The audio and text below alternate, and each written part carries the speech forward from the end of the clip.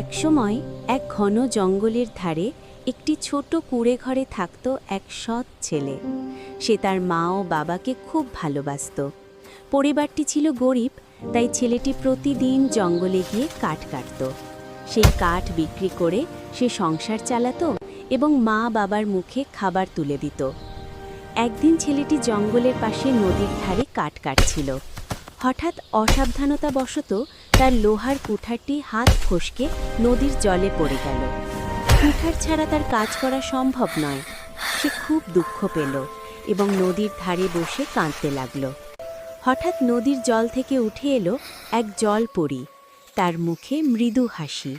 জলপরী ছেলেটিকে জিজ্ঞেস করল, বাবা, তুমি কাঁদছ কেন? ছেলেটি সব কথা সত্যি সত্যি বলল। জলপরী তখন আবার জলে ডুব দিল। কিছুক্ষণ পর সে উঠে এলো দুইটি কুঠার নিয়ে। একটি ছিল সোনার আর একটি ছিল রূপার। জলপরী জিজ্ঞেস করল, এই দুটির মধ্যে কোনটি তোমার? ছেলেটি মাথা নেড়ে বলল, এগুলোর কোনোটিই আমার নয়।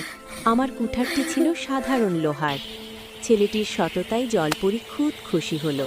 সে আবার জলে ডুব দিল এবং ছেলেটির আসল লোহার কুঠারটি নিয়ে ফিরে এলো। তারপর বলল, তুমি খুব সৎ ছেলে। সততার পুরস্কার হিসেবে এই 3টি কুঠারই তোমাকে দিলাম। ছেলেটি খুব খুশি হয়ে জলপরীকে ধন্যবাদ জানালো। সে বাড়ি ফিরে সব কথা তার মা বাবাকে বলল। এরপর থেকে তারা আর কষ্টে থাকেনি। তারা সুখে শান্তিতে বসবাস করল। ভিডিওটি ভালো লাগলে সাবস্ক্রাইব করে দাও।